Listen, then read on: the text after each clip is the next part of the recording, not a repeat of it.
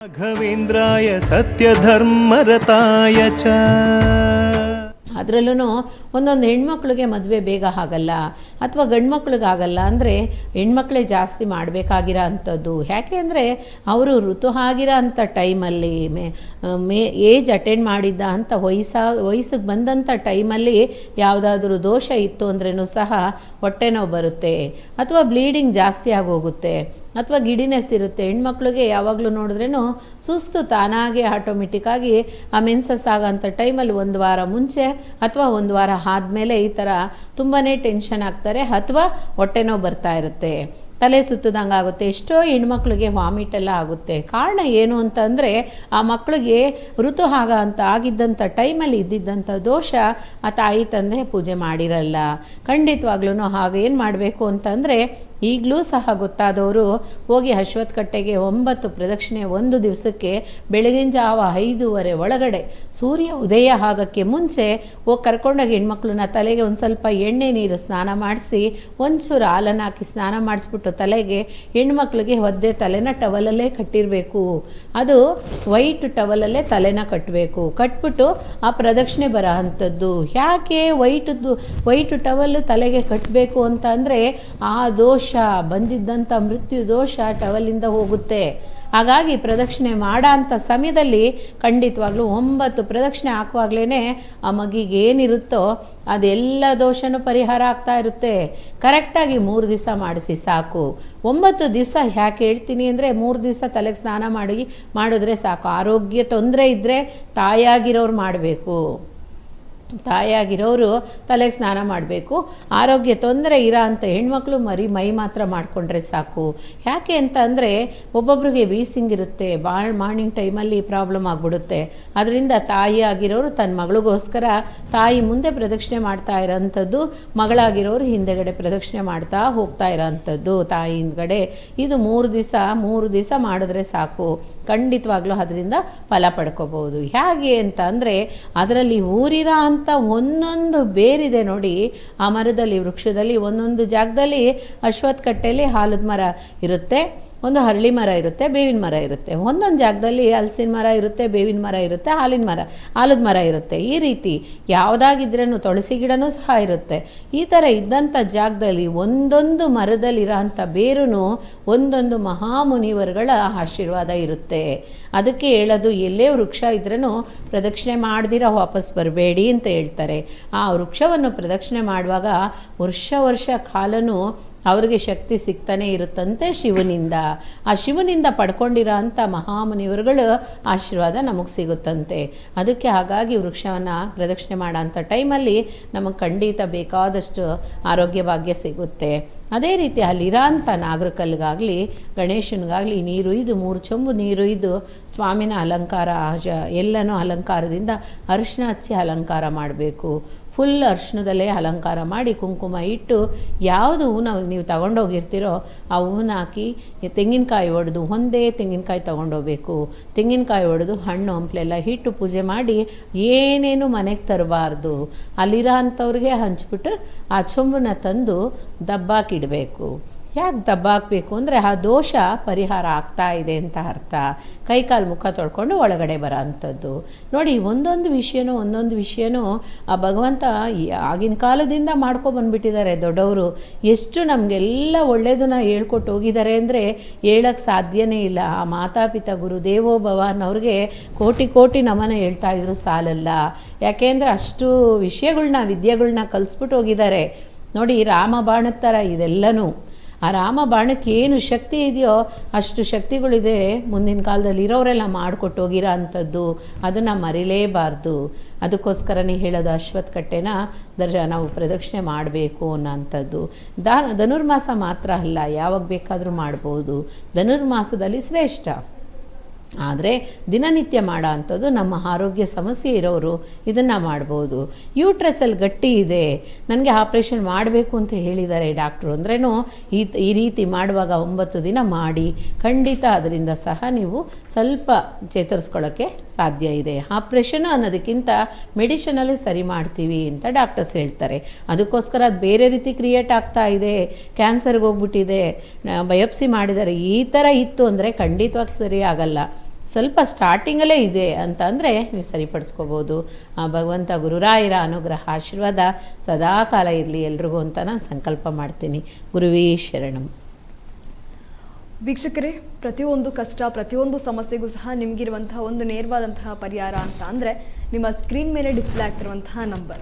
ಯಾವುದೇ ರೀತಿಯ ಕಷ್ಟಗಳಾಗಿರ್ಬೋದು, ಯಾವುದೇ ರೀತಿಯ ಸಮಸ್ಯೆಗಳಾಗಿರ್ಬೋದು, ಶಿಕ್ಷಣ, ಉದ್ಯೋಗ, ಮದುವೆ ವಿಳಂಬ, ಅದೇ ರೀತಿಯಾಗಿ ಮನೆ ಕಟ್ಟಕ್ಕಾಗ್ತಾ ಇಲ್ಲ, ದಾಂಪತ್ಯದಲ್ಲಿ ಸಾಕಷ್ಟು ರೀತಿಯಲ್ಲಿ ಕಲಹಗಳು ಉಂಟಾಗ್ತಾ ಇದೆ, ಈ ರೀತಿ ಸಾಕಷ್ಟು ತೊಂದರೆಗಳು ಉಂಟಾಗ್ತಾ ಇರುತ್ತೆ. ಈ ಎಲ್ಲ ತೊಂದರೆಗಳಿಗೂ ಸಹ ನಿಮ್ಮ ಸ್ಕ್ರೀನ್ ಮೇಲೆ ಡಿಸ್ಪ್ಲೇ ಆಗ್ತಿರುವಂತಹ 9743554266 ಈ ಸಂಖ್ಯೆಗೆ ಕರೆ ಮಾಡಿ ನೀವೆಲ್ಲ ಸಮಸ್ಯೆಗಳಿಗೆ ಪರಿಹಾರ ಪಡ್ಕೊಳ್ಳಿ. ಇನ್ನು ಅದೇ ರೀತಿಯಾಗಿ ನೇರ ಭೇಟಿಗಾಗಿ ಸಂಪರ್ಕಿಸಿ ಅನ್ನುವಂತಹ ನಂಬರ್ ಸಹ ಡಿಸ್ಪ್ಲೇ ಆಗ್ತಾ ಇದೆ.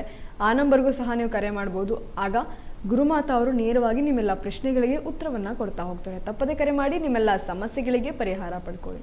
ಗುರುಮಾತಾ, ಇನ್ನು ಈಗಾಗಲೇ ತಿಳಿಸ್ಕೊಟ್ರಿ ಅಶ್ವತ್ಥ ಕಟ್ಟೆಗೆ ಪೂಜೆ ಮಾಡೋದ್ರಿಂದ ಯಾವೆಲ್ಲ ರೀತಿಯಲ್ಲಿ ನಮಗೆ ಲಾಭ ಸಿಗುತ್ತೆ, ಯಾವೆಲ್ಲ ರೀತಿಯಲ್ಲಿ ಒಂದಷ್ಟು ಬದಲಾವಣೆಗಳು ಉಂಟಾಗುತ್ತೆ ಅಂತ. ಅದೇ ರೀತಿಯಾಗಿ ಇವಾಗ ಅಶ್ವತ್ಥ ಕಟ್ಟೆಯನ್ನು ಪ್ರದಕ್ಷಿಣೆ ಹಾಕಬೇಕಾದ್ರೆ ಕೆಲವೊಬ್ರು 3 ಪ್ರದಕ್ಷಿಣೆ ಹಾಕ್ತಾರೆ, ಕೆಲವೊಬ್ರು 5 ಪ್ರದಕ್ಷಿಣೆ ಹಾಕ್ತಾರೆ.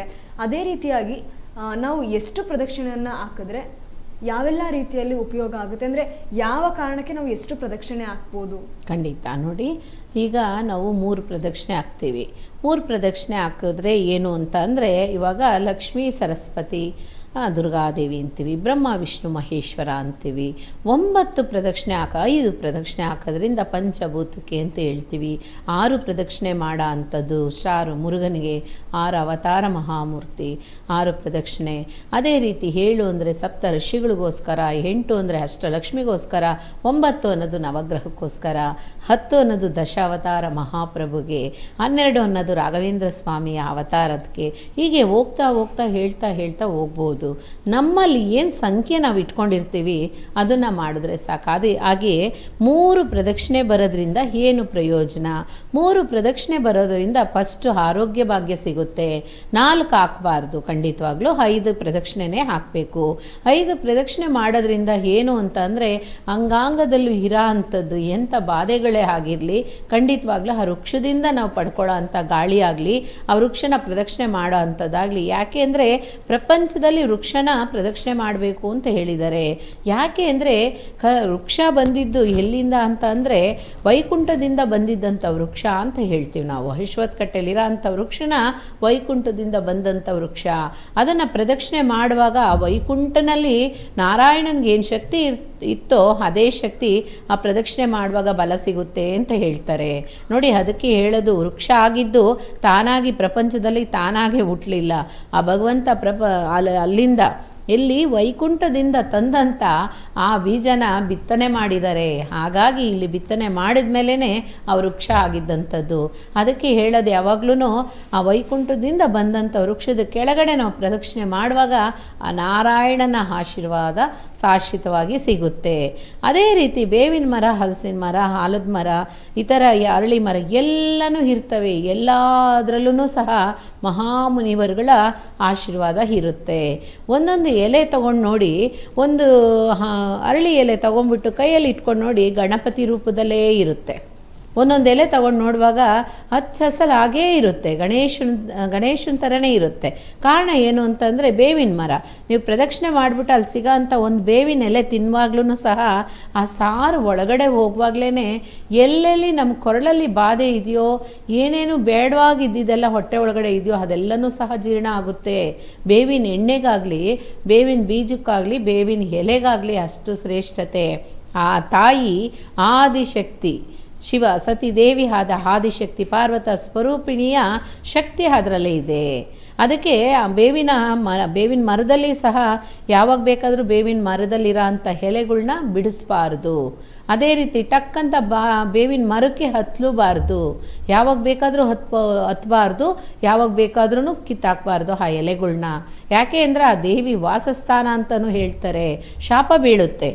ಅದಕ್ಕೆ ಹೇಳೋದು, ಸಂಜೆ 6 ಗಂಟೆ ಆಯಿತು ಅಂದರೆ ತುಳಸಿ ಗಿಡನೂ ಸಹ ಮುಟ್ಟಬಾರ್ದು, ನೀರು ಹಾಕಬಾರ್ದು ಅಂತೀವಿ. ಯಾಕೆ ಅಂದರೆ ಆಗ ಬಂದು ಎಲ್ಲರೂ ಅಲ್ಲಿ ನೆಲೆಸೋ ಅಂಥ ಟೈಮು. ಹಾಗಾಗಿ ಅದನ್ನು ಮಾಡಬಾರ್ದು ಅಂತ ಹೇಳ್ತೀವಿ. ಹಾಗಾಗಿ ಆ ದೇವಿನ ನಾವು ಪ್ರದಕ್ಷಿಣೆ ಮಾಡೋ ಅಂಥ ಸಮಯದಲ್ಲಿ, ಅಶ್ವತ್ಥ ಕಟ್ಟೆನ ಪ್ರದಕ್ಷಿಣೆ ಮಾಡೋ ಅಂಥ ಸಮಯದಲ್ಲಿ 3 ಆಗಲಿ 5 ಆಗಲಿ 7 9 ಮಾಡೋ ಅಂಥ ಸಮಯದಲ್ಲಿ ಒಂದೊಂದು ಭಗವಂತನ ಆಶೀರ್ವಾದ ನಮಗೆ ಸಿಗ್ತಾನೆ ಇರುತ್ತೆ ನೋಡಿ. ಸಪ್ತ ಋಷಿಗಳ ಆಶೀರ್ವಾದ, ಪಂಚಭೂತಗಳ ಆಶೀರ್ವಾದ, ನವದುರ್ಗೆಯರ ಆಶೀರ್ವಾದ, ಅದೇ ರೀತಿ ನವಗ್ರಹದ ಆಶೀರ್ವಾದ, ಹೀಗೆ ಒಂದೊಂದು ಆಶೀರ್ವಾದ ಸಿಗ್ತಾ ಏನಾಗುತ್ತೆ, ದೇಹಕ್ಕೆ ನಾವು ಡಾಕ್ಟ್ರ್ ಹತ್ರ ಹೋಗಿ ಮೈಕೈ ಎಲ್ಲ ನೋವಿದೆ, ನನಗೆ ಒಂದು ಇಂಜೆಕ್ಷನ್ ಹಾಕಿದ್ರೆ ಮಾತ್ರನೇ ನಾನು ರಿಲ್ಯಾಕ್ಸ್ ಆಗೋದು ಅಂತ ಒಬ್ಬೊಬ್ರಿಗೆ ಅದು ಮೈಂಡಲ್ಲಿ ಸೆಟ್ ಆಗಿಬಿಟ್ಟಿರುತ್ತೆ. ಒಂದು ಮಾತ್ರೆ ಹಾಕ್ಕೊಂಡ್ರೆ ಸರಿಯಾಗಿ ಹೋಗ್ತೀನಿ ಅನ್ನೋದಕ್ಕಿಂತ ಇಂಜೆಕ್ಷನ್ ತೊಗೊಂಡ್ರೆ ನಾನು ಸರಿಯಾಗೋದು ಅನ್ನೋದು ಮೈಯಲ್ಲಿ ಅವ್ರಿಗೆ ಮನಸ್ಸಲ್ಲಿ ರೆಕಾರ್ಡ್ ಆಗಿಬಿಟ್ಟಿರುತ್ತೆ. ಹಾಗೆ ಆ ರೀತಿ ರಿಲ್ಯಾಕ್ಸೇಷನ್ ಸಿಕ್ಬಿಡುತ್ತಂತೆ.